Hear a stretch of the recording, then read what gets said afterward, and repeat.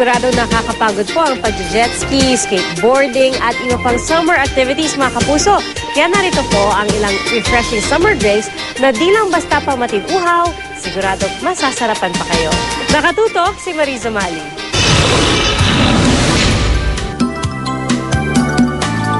Bukod sa beach bombing, may ilan pang pangontra sa summer heat with style and class. Ang smoothies in a yard glass sa isla ng Boracay.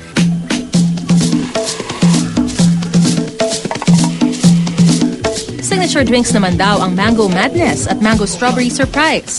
Bukod sa makulay, masosorpresa ka talaga sa higit sa isang talampakang lalagyan nito.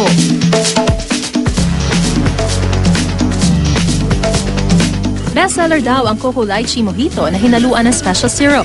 Karamihan tinitake out sa kanilang kalahating litrong customized glass. When somebody came here in Boracay, lakad lang ng lakad dyan.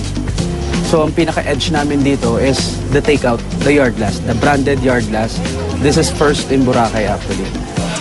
Ang Pinoy halo-halo naman, ano kayang itsura kapag gawa sa Korea? Ito ang Korean halo-halo na Halowich o halo-halo with a twist. Pinupuno ng syrup, gatas, sari-saring prutas at pinapalibutan ng soft ice cream ang malaking bowl na ito. Talaga naman dessert na pantropa. Sa halagang 300 pesos, pwede na para sa 6.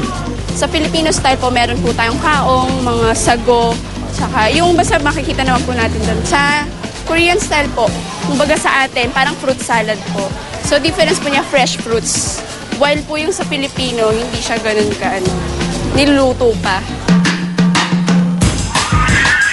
Ang sikat na street food naman na ice scramble, pwedeng lagyan ng sari-saring toppings tulad ng chocolate, marshmallows, gatas at gulaman. Depende sa trip mo. Tuwing tag-init, saan man makarating, bida ang pampalamig. Basta't swak sa budget at panlasa, ika nga, solve na! Mariz Umali, nakatutok, 24 oras.